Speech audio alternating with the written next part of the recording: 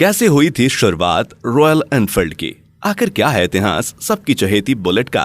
जानने के लिए जुड़े रहें हमारी वीडियो के अंत तक।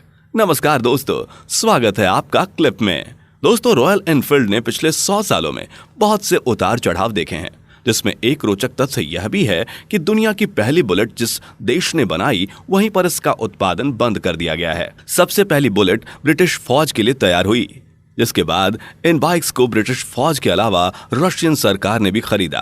वहीं देश की आजादी के बाद भारत को इंडो पाक बॉर्डर की चौकसी बढ़ानी पड़ी। दोस्तों, सरकार ने 1954 में सेना के लिए एनफील्ड से 800 बुलेट्स खरीदी। 1955 और 1956 में भारत सरकार ने फौज के साथ पुलिस के लिए भी बुलेट्स की मांग की। पहली मांग को पूरा करने के लिए रॉयल एनफील्ड को काफी मशक्कत करनी पड़ी थी, जिसके चलते कंपनी ने सरकार की अगली डिमांड को पूरा करने के लिए भारत में ही असेंबली यूनिट स्थापित करने का निर्णय लिया। मद्रास चेन्नई में पहली बार बनी एनफील्ड।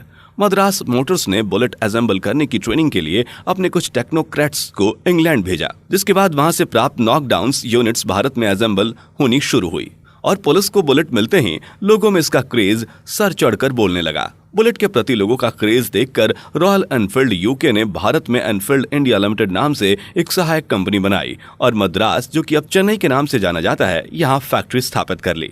अब यूके का कारखाना दिवालिया हो गया है। 1957 में एनफील्ड इंडिया भारत में ही बुलेट के कंपोनेंट्स बनाने लगी। जिस समय यह सब हो रहा था, उस समय देश में राजदूत जावा खूब बिकती थी। इसके बावजूद बुलेट का क्रेज साथ साथ चला। कुछ समय बाद यूके के कारखाने के दिवालिया होने के बाद भारत में बुलेट का उत्पादन जारी रखा गया और 1999 में एनफील्ड इंडिया ने अपनी ब्रांडिंग को रॉयल एनफील्ड में बदल दिया। 1990 में ईशर ने एनफील्ड इंडिया में 26% हिस्सेदारी खरीदी थी। एनफील्ड नाम के पुराने ब्रिटिश ब्रांड को दूसरा जन्म देने का श्रेय सिद्धार्थ लाल को जाता है, जो ट्रैक्टर बनाने वाली ईशर कंपनी के मालिक हैं। भारत में सबसे ज्यादा बिकने वाली बाइक क्लासिक का जन्म नवंबर 2009 में हुआ, जो आज भी दुनिया में मशहूर है। रॉयल एनफील्ड में कभी नंबर 1 बनने की होड़ नहीं रही।